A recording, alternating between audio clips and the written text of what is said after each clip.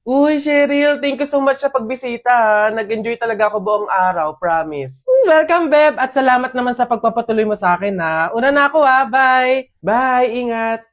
Shucks, malilate na ako sa pupuntahan ko. Nasaan na ba kasi yung kwintas ko? Dito ko lang yun nilagay, eh. Wow, babe! Ang ganda naman nito! Bagay sa akin. Joke! Over naman sa judge. Ba't naman niya kukunin yun, di ba? Tsaka friend ko yun eh. Oh, bala na nga. Di ba? Feeling ko nga magjowa na sila eh. Tingin mo. Siguro. Babe, pabantay nga muna nitong bag ko. CR lang ako. Hmm, Go, babe. I'm here na. Babe, punta na ako dun sa may counter. Magbabayad na ako. Ikaw ba? Una ka na, babe. Sunod ako. Teka, nasan yung cash ko? May cash akong dala.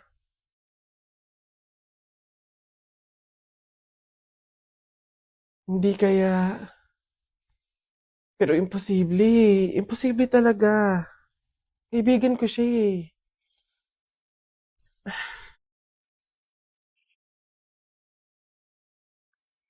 Ay, ang ganda naman ng prene ko.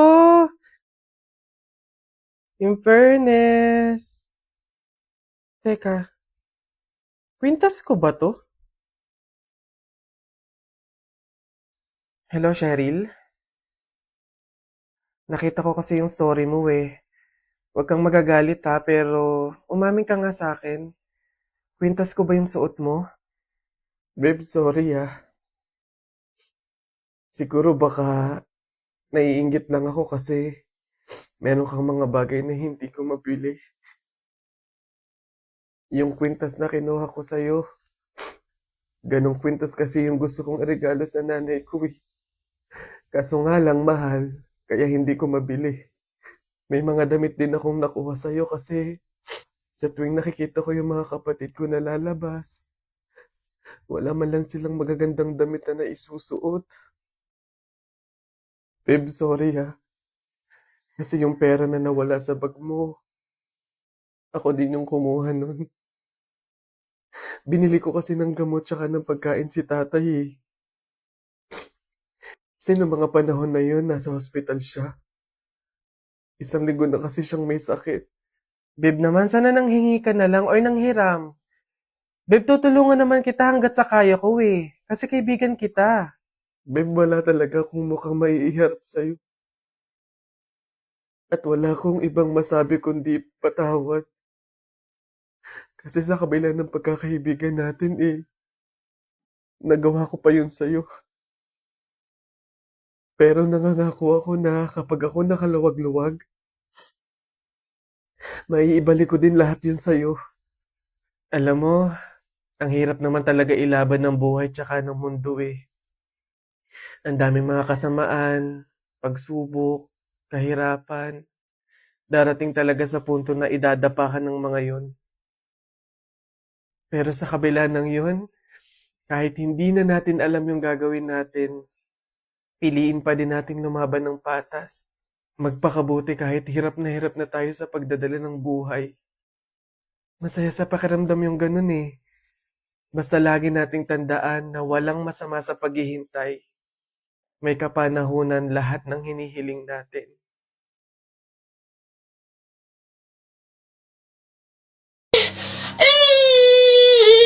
Sige, nak, manganganak ka na ha. May pamahiin tayo dyan. Oo, Nay. Ano nga ulit yun? Huwag kang magagalit o maiinis kapag nanganganak ka na. Ha?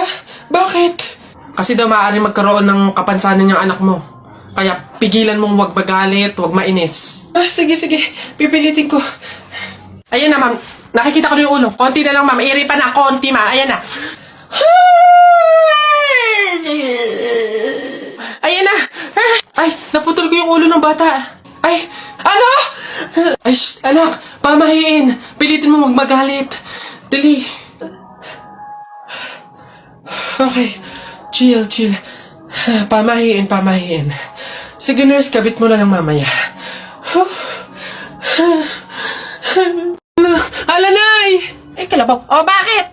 Eh, napunit yung damit ko sumabit dun sa pako. Ganitong damit pa naman yung kailangan namin suotin sa party bukas. Paano na yan? Aba, edi tahiin mo na lang. Aba, bawal yun. Hindi pwede. Pamahiin na bawal magtahi ng gabi at malas daw yun sa pamilya. Halay, anong gagawin ko? Pamahiin pa kasi. Anak, suotin mo na. Kaysa naman sumuway tayo sa pamahiin, may mangyari pang masama. Suotin mo na, wala na tayong magagawa dyan.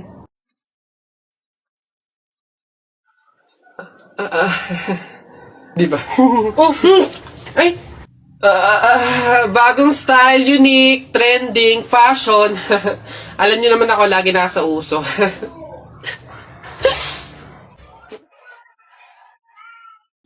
Uy, pre, dadaan tayo ng tunnel, di ba? Oo. Bakit? O, sakto. Alam mo ba may pamahiin dyan? Ha? Pamahiin? Sa tunnel? Ano yun? Ang sabi kasi nila, kapag daw dadaan ka ng tunnel, huwag ka daw hihinga hanggat hindi ka nakakalagpas sa dulo. After mo daw makalagpas, ayun na, make a wish, tapos ayun, matutupad daw. Try natin. Ha? Baliw ka pre, hindi pwede. Ang haba ng tunnel na yan, oh. Pang mga maiikling tunnel lang ata yung mga sinasabi mo. Mamatay pa tayo dyan.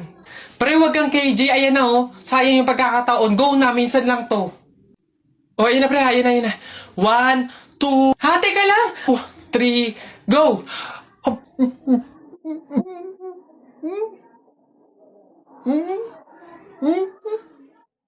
Telay, nako! Una na ako, salamat sa pahapunan. Ay nako, sige, ingat ka, walang anuman. Sige po tita, ingat po. Bye, salamat ulit. Oh, sige. Anak. Oh, Nay, bakit? Iikot mo yung plato, bilis. Ha? Bakit, Nay? Basta pamahiin yun kapag aalis yung tao galing sa hapagkainan, iniikot nila yung plato para walang mangyaring masama dun sa aalis. Ha? Ganun ba?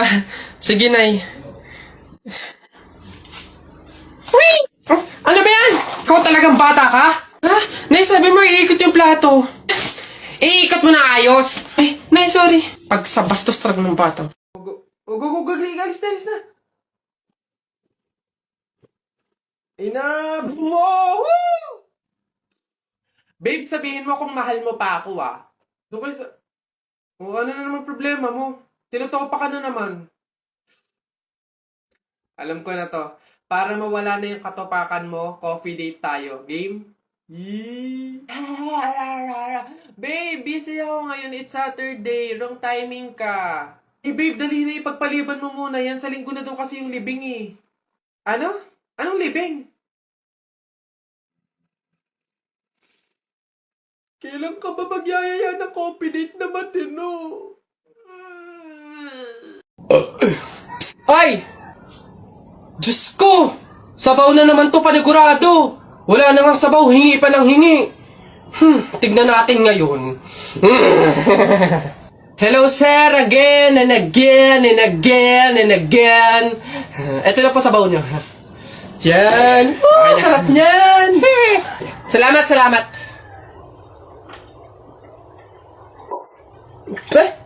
Hoy! Ay, sir, bakit? Hoy, ano to? Tubig to, hindi to sabaw. Ay, sir, alam ko. Ang usapan kasi, sabaw. Hindi klase ng sabaw. Aba, bastos to. Palitan mo to. Sasabi ko sa'yo, palitan mo to. Ay, wow! Kayo pa tong galit, ha? Malamang, ubos na yung sabaw namin. Kakahingi nyo. Pang 100 sabaw lang naman yung hiningi nyo kanina. Kaya naubusan na kami. Kapal naman ito. Buto-buto na nga yung ulam nyong manok. Para lang mapakinabangan nyo yung only rice namin. Kaya ka nagsisabaw dyan.